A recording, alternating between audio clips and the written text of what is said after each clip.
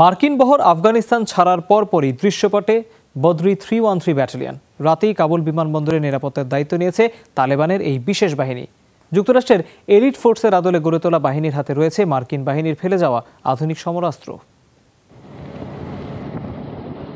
প্রথম দেখায় উন্নত বিশ্বের কোনো এলিট ফোর্স বলে ভুল হতে পারে যে কারো। অবিশ্বাস্য হলেও সত্য, আধুনিক অস্ত্রে সজ্জিত এই সেনারা তালেবান সদস্য।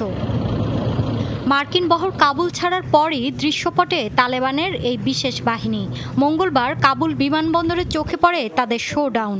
সাধারণ তালেবান সদস্যদের মতো ঢিলেঢালা পাঞ্জাবি, পাগড়ি নয়, পুরোদস্তুর আধুনিক সাজসজ্জা তাদের। চোখে নাইট ভিশন গগলস, গায়ে বুলেটপ্রুফ জ্যাকেট আর হাতে M4-এর মতো অত্যাধুনিক রাইফেল। প্রায় সব কিছুই বিভিন্ন সামরিক ঘাঁটি থেকে দখলে নেয়া। সাজ পোশাকে আধুনিক হলেও বদরি 313 ব্যাটালিয়ন সদস্যরা তালেবানের বিশ্বাসে অবিচল। বদরি ফোর্সের সদস্য হওয়ার জন্য অবশ্যই মুস্তাশিদ বা আত্মঘাতী যোদ্ধা হওয়ার মনোভাব থাকতে হবে। আমরা দেশ জাতির নিরাপত্তায় শহীদ হতে প্রস্তুত। নিজ প্রাণের তুলনায় আমাদের কাছে এই ইউনিটের মূল্যবোধ বেশি গুরুত্বপূর্ণ। যুদ্ধের ময়দানে আত্মঘাতী বা সম্মুখ যোদ্ধাদের এক কাতারেই ফেলা হয়। তারা সবাই শহীদ। আর কোনো অভিযানের ব্যাপারে সন্দেহ থাকলে অবশ্যই ধর্মীয় নেতাদের পরামর্শ নেওয়া হয়। কয়েকদিন ধরে তালেবানের বিভিন্ন পেজ থেকে প্রচার করা হচ্ছে বদরি ব্যাটালিয়নের ভিডিও ফুটেজ। বলা হচ্ছে চোরাগোপ্তা লড়াই নয়, আফগানিস্তানের নিরাপত্তার জন্য আধুনিকভাবে গড়ে তোলা হয়েছে এই সেনাদের। তালেবান যোদ্ধাদের মধ্যে বাছাইকৃত 1000 সদস্য স্থান পেয়েছেন তাতে।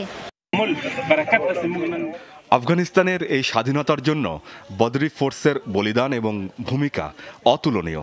আমাদের জাতি বহু বছর নিপীড়িত, তাই সাধারণ মানুষের সাথে আচরণের ব্যাপারে সতর্ক থাকবেন। নিজ নাগরিকদের ভালোবাসুন, সমব্যথী হন। 1400 বছর আগে ঐতিহাসিক বদর যুদ্ধে মাত্র 313 জন সাহাবীকে সাথে নিয়ে যুদ্ধে নামেন মহানবী হযরত মুহাম্মদ সাল্লাল্লাহু আলাইহি ওয়াসাল্লাম। বলা হচ্ছে সেই ঘটনার স্মরণে বিশেষ বাহিনীর নাম বদরি 313 রেখেছে তালেবান। মৌলি ইসলাম, যমুনা নিউজ।